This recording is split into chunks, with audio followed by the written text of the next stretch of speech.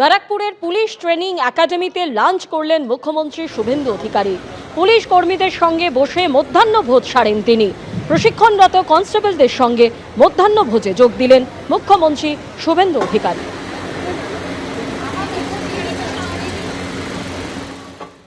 আপনারা একটা discipline organise সংগঠন হিসেবে এই অল্প সময়ে অনেকগুলো ভালো নজির তৈরি করতে পেরেছেন।